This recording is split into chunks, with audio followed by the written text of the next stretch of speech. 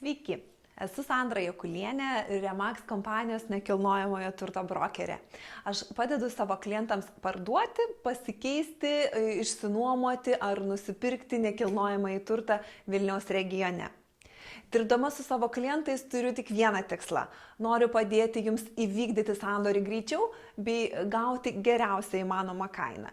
Tai yra, man svarbu, kad mano paslaugos jums atsipirktų. Ir šiandien aš pakalbėsiu apie tai, kodėl pačiam pardavėjui sunku nustatyti savo nekilnojamojo turto vertę.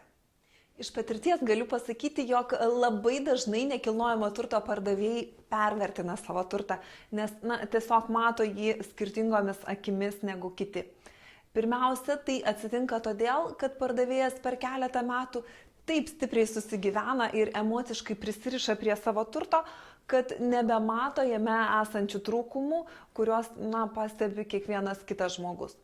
Ir čia puikiai tinka posakis, kad savi marškiniai arčiau kūno. Juk savomis rankomis padarytas būsto remontas ar įvairūs su šiuo turtu susiję prisiminimai pardavėjai dažnai būna netgi vertingesni negu pats parduodamas būstas. Nekilnojamo turto kaina stipriai įtakoja bendra šios rinkos situacija ir netgi vyraujančios interjero mados. Jeigu jūs prieš 5 metus turėjote prabangiai atrodantį turtą, gali būti, kad šiai dienai pirkėjus gali atrodyti senamadiškas ir neskoningai įrengtas.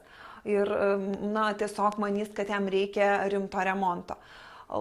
Dažnai pardavėjai nebūna gyvai apžiūrėję daug kitų šiuo metu rinkoje parduodamų nekilnojamo turto objektų, kaip tai daro dabar pirkėjai ir negali objektyviai vertinti savo turto visos rinkos mastu. Todėl norint objektyviai nustatyti nekilnojamo turto rinkos kainą, geriausia žinoma kreiptis pagalbos į šios srities specialistą.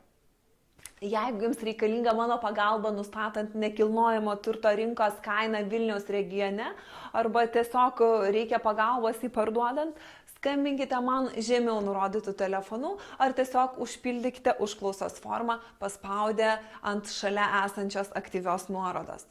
Iki!